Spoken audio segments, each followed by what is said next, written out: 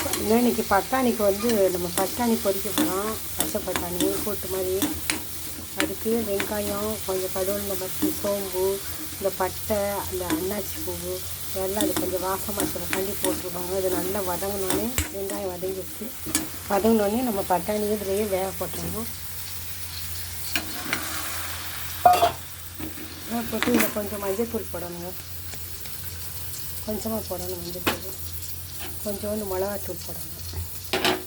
மல்லித்தூள்லாம் வேண்டாம். மல்லித்தூள் பார்த்திங்கன்னா மல்லி பொடிவாட இருக்கும். அது வந்து குருமாக்கு தான் வைக்கணும். இப்படி பொரியலுக்கு வந்து உரப்பொடி மட்டும்தான் போடணும். இது நல்லா வெந்து கொஞ்சம் அது வதங்கினோடனே இதில் ஒரு தக்காளியை போட்டு நல்லா வதக்கணும். வதக்கிட்டு நம்ம கொஞ்சமாக தேங்காய் அரைச்சி இதில் ஊற்றணும். பட்டாணிக்கு பொரியல் நல்லாயிருக்கும். உப்பு அளவு தேவைக்கு போட்டு கொஞ்சமாக பெருங்காயத்தூள் போடணும். இந்த பட்டாணினால வாய்வு இருக்குன்னு கொஞ்சம் பெருங்காயத்தூள். பச்சை பட்டாணினால சீக்கிரம் வெந்துடும். நம்ம நிறைய தண்ணி ஊற்ற வேண்டியதில்லை. இது கொஞ்சம் இப்போயே தக்காளி போட்டால் அந்த கொஞ்சம் வேறு லேட் ஆகும். ஒரு தக்காளி போடலாம், போடாமல் கூட இருக்கலாங்க.